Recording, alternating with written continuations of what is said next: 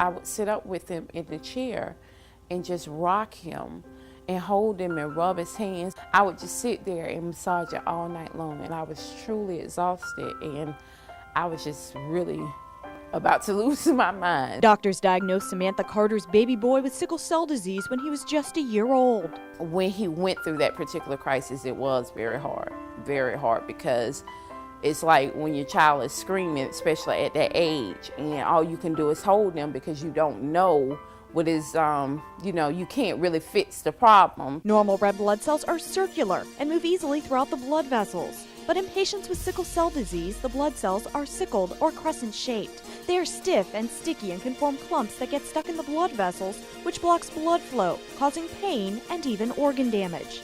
Transfusing a sickle cell patient with blood from donors puts normal red blood cells into circulation. When the sickle cells sickle, it's like your oxygen delivery system to all of your cells is broken down.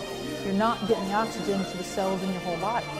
When you put fresh red cells, fresh oxygen carriers, so to speak, it allows all of the tissues and the cells in the body to get that needed oxygen to function.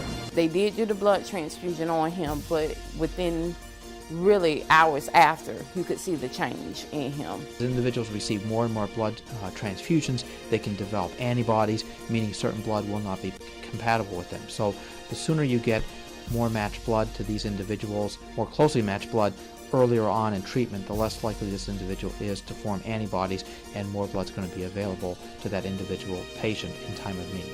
Individuals of certain races have certain genetic makeups on the red cell. Outside of the ABO and RH blood groups, there's other markers on the red cell that are more common in certain races than in others. That's why African American donors are so critical to patients suffering from sickle cell disease like Justin.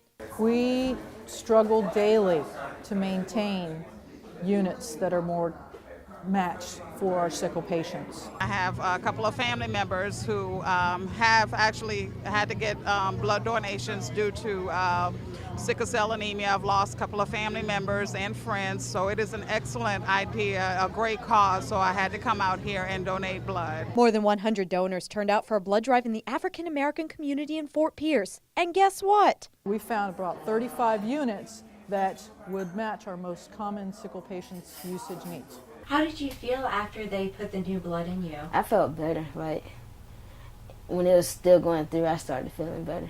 Justin is 14 years old now. Since there's no cure for sickle cell disease, he'll have it the rest of his life. He keeps it under control with folic acid, vitamins, and by staying hydrated. But he always knows when he's about to have a crisis. It hurts real bad. Like, it's unexplainable how bad it hurts. Though it's been a while since he's needed a blood transfusion, Justin knows there could be one in his future, and he's thankful to the donors who ensure his blood type will be on hand if he needs it. They're really helping people. Like, they're making people feel better. If they really know it or not, they're really helping people.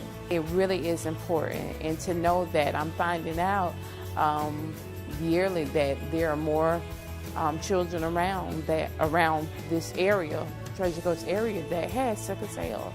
And I just really think, I thank God that people had a heart enough to come out and actually do that. Both Justin's mother and his 2-month-old sister have the sickle cell trait, which they keep an eye on by monitoring their hemoglobin levels. I'm Nancy Gay for Florida's Blood Centers, where local heroes are saving lives.